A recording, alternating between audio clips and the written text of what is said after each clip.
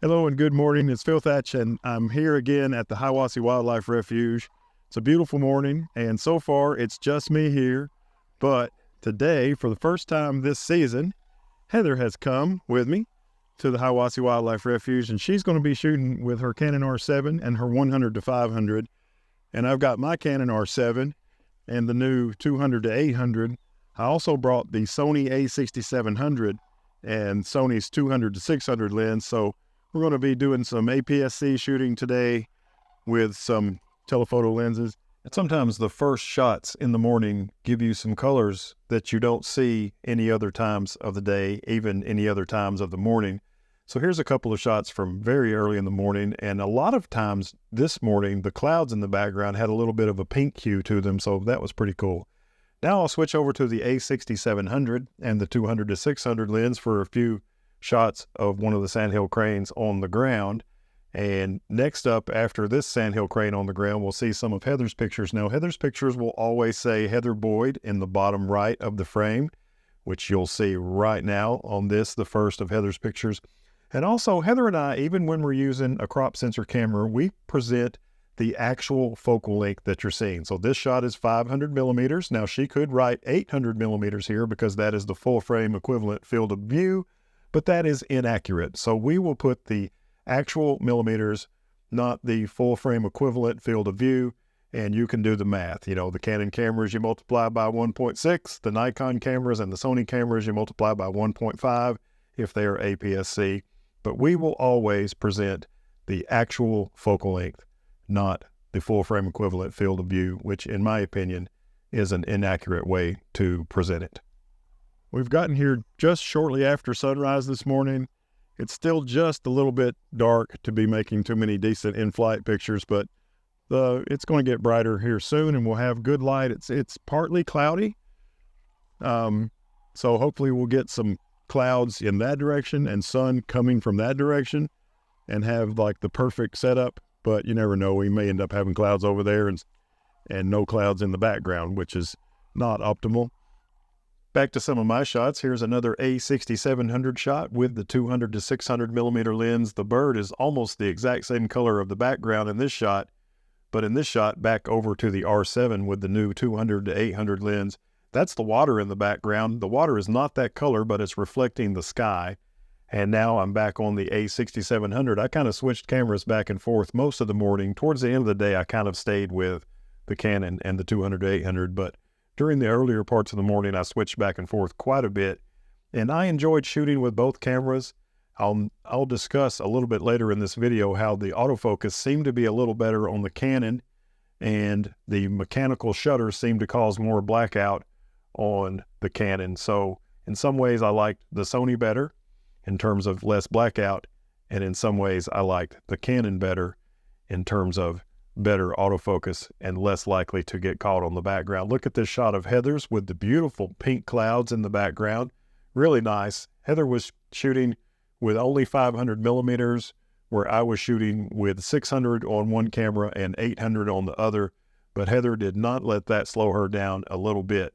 I brought the 1.4 teleconverter with me to see if she maybe wanted to try it out, but she was fine shooting all morning long with just the 100 to 500 on the Canon R7, which is a really great and powerful bird photography combination.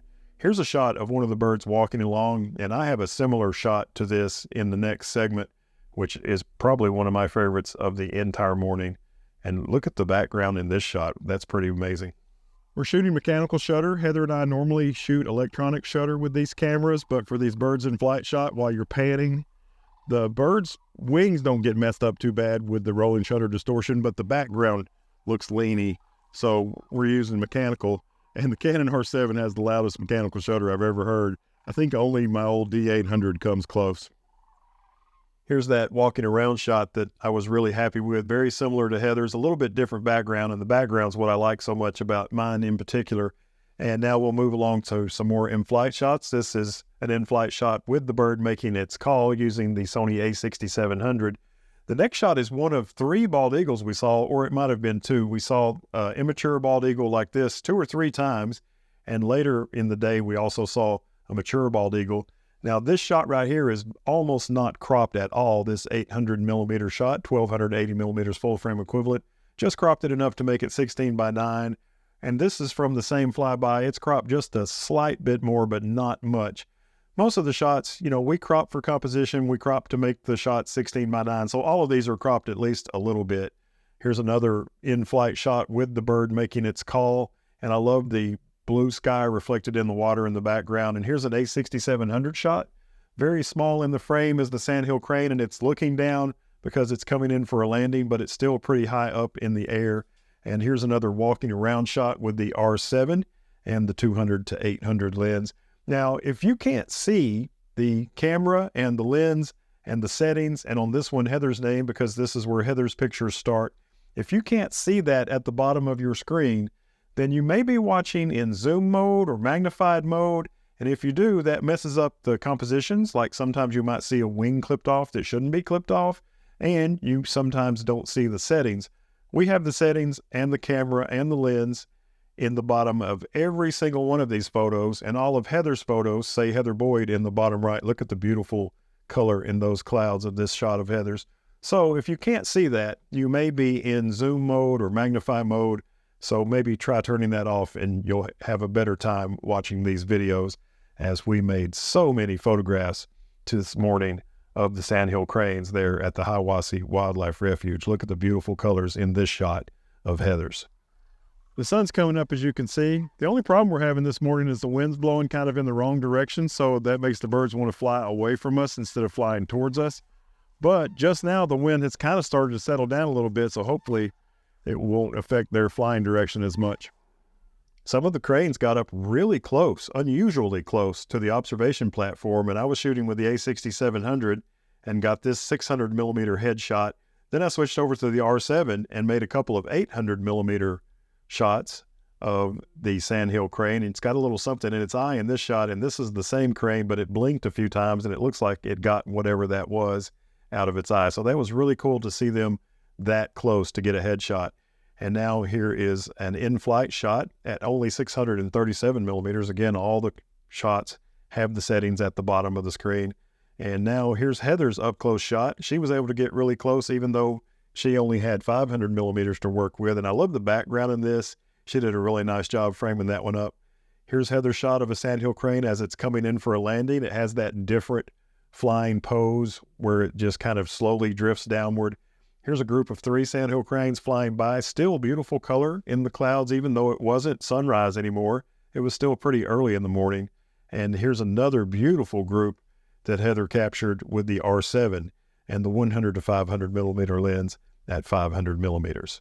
It definitely seems to be the case that the Sony autofocus system has more trouble picking out a bird when there's land and objects in the background.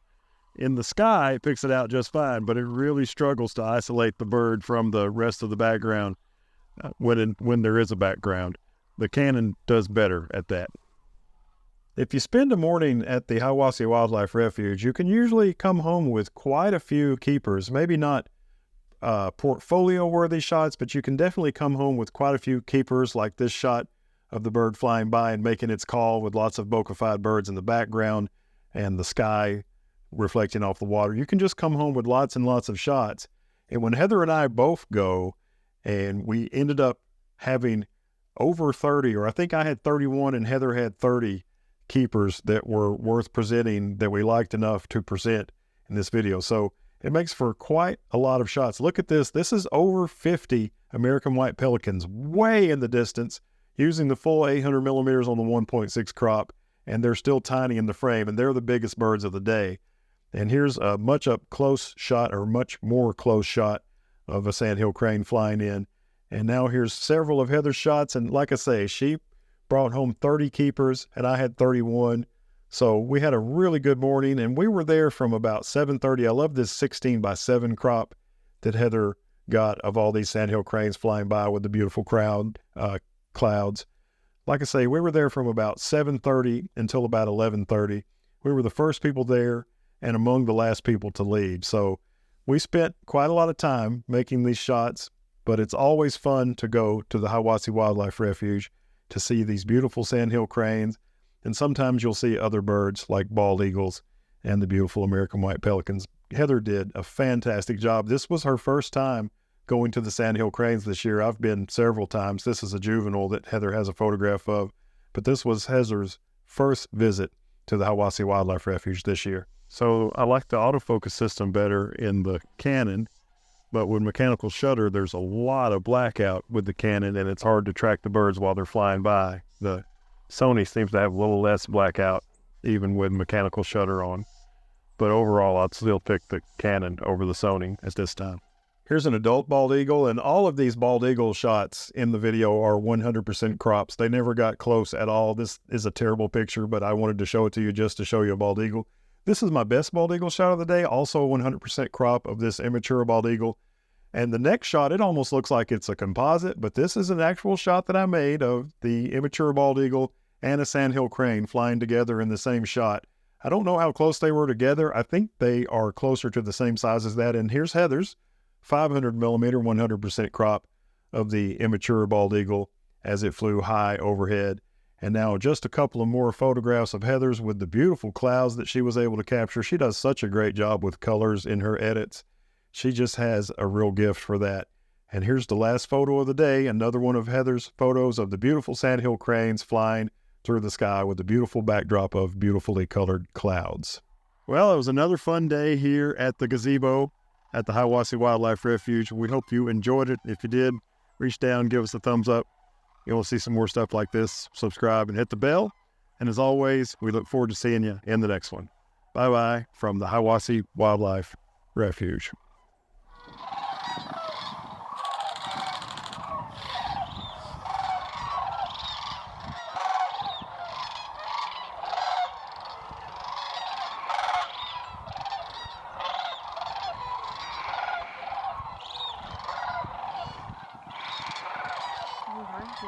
Your ship speed.